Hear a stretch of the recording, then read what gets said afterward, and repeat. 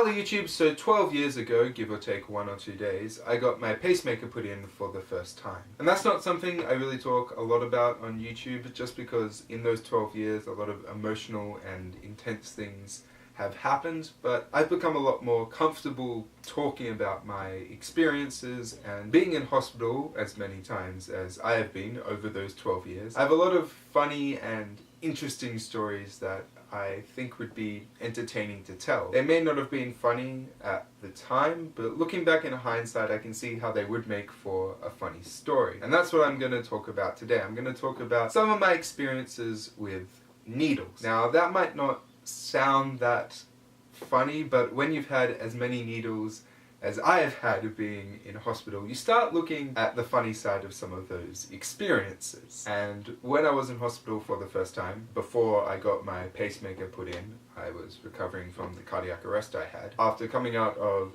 a drug-induced coma, they were gonna put in a cannula. A cannula is, if you don't know what it is, it's like a small tube attached to a needle that is in your vein, and that's so they can just put in drugs or drips or whatever without having to give you a new needle every single time they need to do that. So they were going to try and put a cannula in here, in my arm, and the nurse came in and she puts in the needle the first time and she misses the vein. I'm 12, by the way, at this point. I am 12. She misses the vein, pulls it out, goes, "Oh, sorry, I'll try again." Misses the vein again. Does that 3, 4, 5 times in this arm while my mum is holding my hand, telling me to just be quiet, to not scream or anything.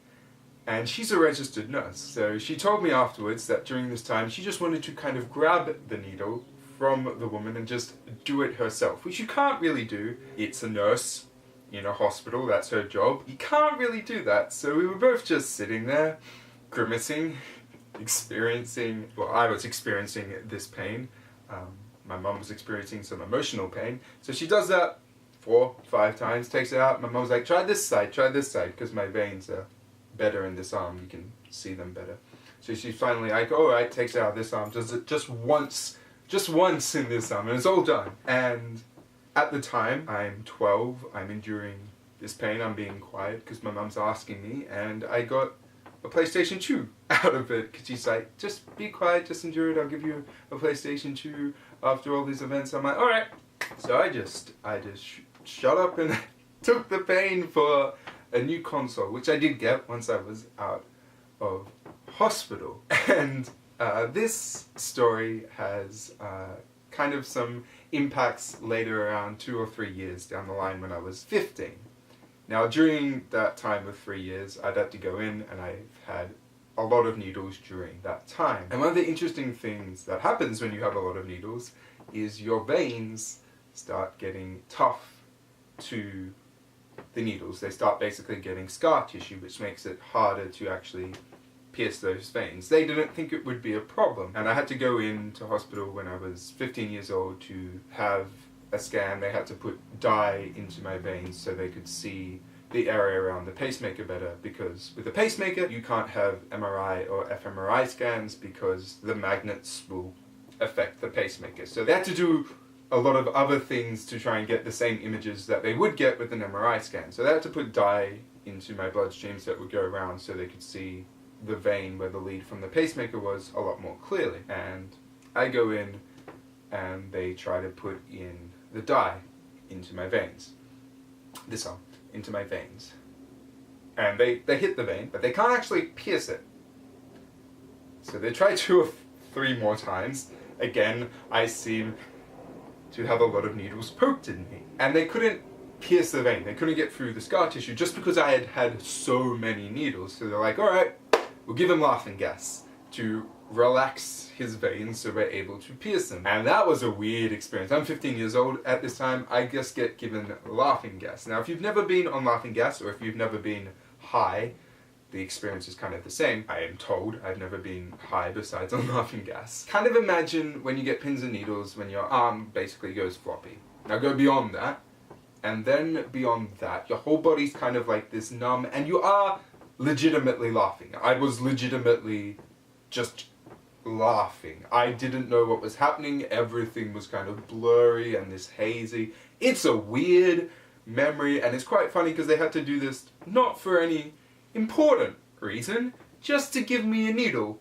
because my veins were so tough from how many needles I've had. So it takes about, I actually don't know, I think 30 minutes, maybe 45 minutes until I'm out of the laughing gas, and they're rolling me onto the table so they can do the scans. I look over my left arm, and it has a cannula in it so they can put in more dye. I'm like, oh, cool, cool. And I look over my right arm, which has started to begin hurting, and there's just like a small band-aid there that you usually get from when they take blood. I'm like, why did you do this arm? And they're like, oh, yeah. Since you were under the laughing gas, we decided to just take some blood. We asked you, it's okay. I'm like, I was under laughing gas.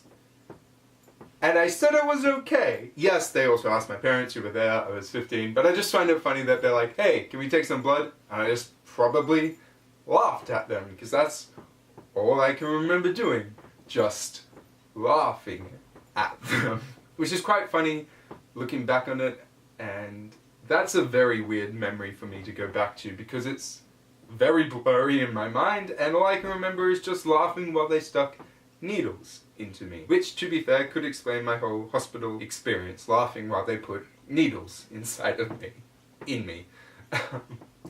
So those are two of my stories that I find funny, looking back now from when I was in hospital, that weren't actually that funny at the time. I hope you found them funny or entertaining. I'm probably going to do a few more series on this just from my experiences in hospital, because it's a way that I kind of deal with those experiences now, looking back and being able to laugh at them. So tell me down in the comments if you enjoyed this story, or if you've had any interesting experiences with needles in your time in hospital, or other times that you've experienced needles. I hope it's only been in hospital, because they are quite painful. On that note, I hope you have an awesome week.